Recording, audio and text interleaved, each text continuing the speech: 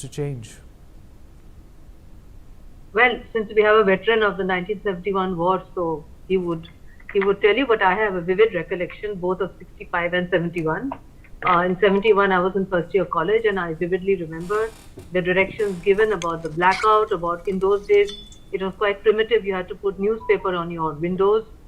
The instructions were very simple. You had to switch off all your lights. There was curfew after 7 p.m. And the instructions, as you rightly said, is that when an air raid siren the air raid siren only went off, in my recollection, in Delhi. I was living in Shah Jahan Road. My dad was a bureaucrat. Uh, it went off two, three times. That is because uh, there was a threat, possible perceived threat near Hindon Air Base, which is not far from Delhi. And so the sirens went off. To me, they seemed to go on forever, but you said it's only for 1 minute. But it's quite scary if it's at 2 a.m. in the morning. And yes, the directions were to go to the lowest possible. So in our particular case, it was the garage, and we had already uh, kept it prepared as per the instructions, cleaned it out, put chairs, water, torches, etc., etc. And that was the drill. But that was 71. Now warfare has completely changed. So you could have missile strikes, you could have militarized drones, etc., etc.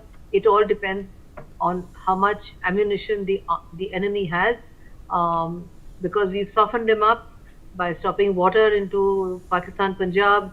We have softened him up by virtually blockading Karachi harbor. We softened them up because they don't have much supplies. What we have not been able to do, and that is impossible to do, is to control their mad generals who keep talking. And the mad generals are in a problem because they said that if India cuts off water, it's an act of war. So if it's an act of war, then go ahead and attack us. Go ahead. They did that in 71.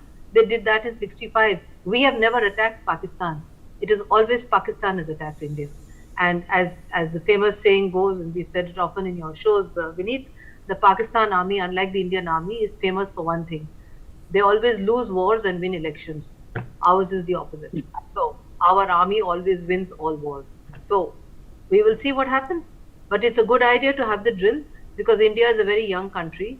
What I remember vividly from 71, and I was a small kid in 65, many people, young people who are only interested in um, making money and going on, carrying on with their life, for them, they must understand that our freedom is precious. To safeguard it is even more important. To understand the sacrifices made by our armed forces day in and day out on the border, they should appreciate, and they should also understand that we as a nation cannot just sit back quietly when 27 innocent civilians are butchered because of their religion. So I think it's a wake up call for young Indians who had no idea ever of what the old folks like me went through in 71.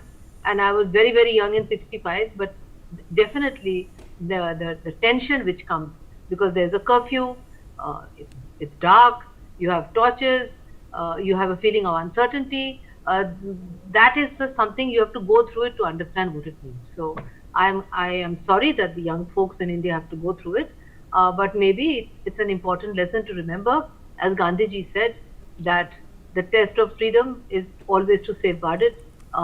Tagore said the same thing. Many of our young folks don't even know their own history. So maybe it's also a good time we need for them to read up on their history books or on their Google and see how India became free and what price we paid for our freedom. Vineet.